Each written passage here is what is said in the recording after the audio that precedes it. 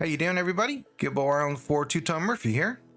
Welcome to part 2 of our 3-part series on a suite of apps called RemoteFlight that might be of interest to you as part of your flight sim setup.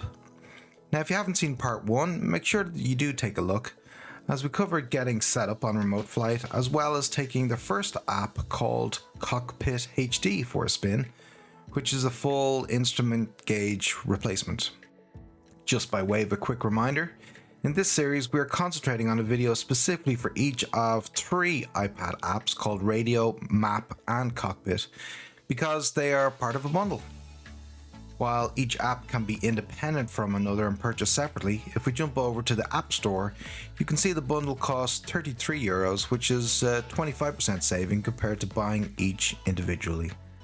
Today's video is on the second app of this 3-part series, Radio HD. Here's the blurb, and looking at this iPad image here, straight away we can tell that Radio HD has more interaction, controls and functionality off the bat than Cockpit HD. And we can see that it has Com, Nav, autopilot and transponder inputs and controls. We have all the hard work behind us in getting set up in the last video, so let's jump straight in. I've noticed it may be a little tricky for you to follow where I'm tapping, so I've added in some overlays to help follow along. Tap this switch to change between COM 1 or 2, and then this button to move from standby to active, just like the real thing really. With these control dials, there's an outside ring and an inner ring, which, as with Cockpit HD, you control by placing your finger at the top of the dial, tapping and holding and sliding your finger from the top to the bottom of the dial to turn it to the right, or from the bottom to the top to turn it to the left. Moving to the bottom section and the autopilot panel, there's a selector to choose between altitude, vertical speed or heading. We'll change our heading, and as we're already in heading mode, we can see it bank immediately. And using the dial to the right here, you can change that.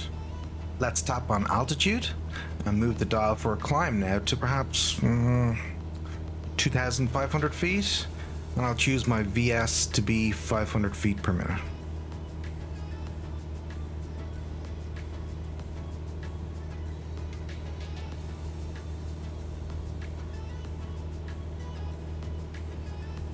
But nothing's happening.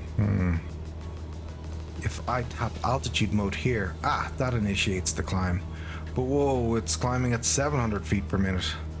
Let's reduce that by turning the dial back to 500. I've noticed that this occurs also with the descent, that it chooses a rate of 700 feet itself. So perhaps it's a bug, or maybe I'm doing something wrong. Let me know in the comment section if I'm being an idiot, which is absolutely possible. I'll test it a bit more though.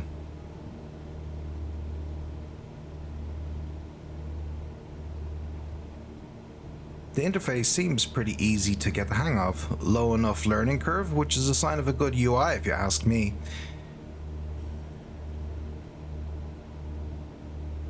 And finally, there's a transponder panel, which works as you'd expect by simply tapping the numbers for your squawk code.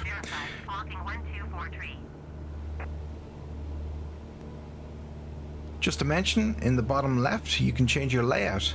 There's a few there to choose from, and some will include ADF and DME, which can be extremely useful if flying IFR. Like before, it's a really responsive app and does exactly what you'd expect. Just one small finding is that to enter settings of this app, it forces you to rotate your iPad to portrait mode, and actually seems that the layout is better in portrait, more suited to this app than landscape. So if you're switching between this app in portrait mode to Cockpit HD, which we covered before, in landscape mode, that might get a little annoying. It's not a deal breaker. This app does work, as you can see here, in landscape mode fine. It just seems, more suited to portrait. Small thing, nonetheless.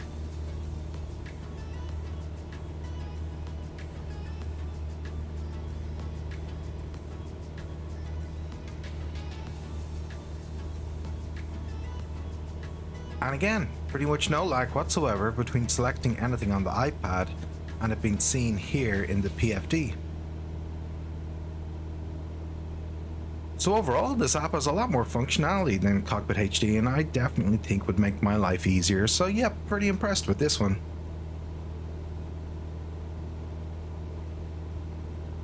So folks, once again, that's it for now. We do try to keep these videos to the point and focused on what you need to know, so I do hope you found this video useful.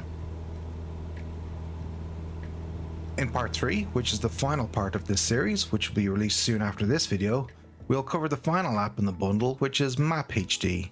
And in that video, we'll also give you final thoughts on the overall bundle of Cockpit HD, Radio HD, and Map HD. And we'll also hear from Sir Murph himself for his views.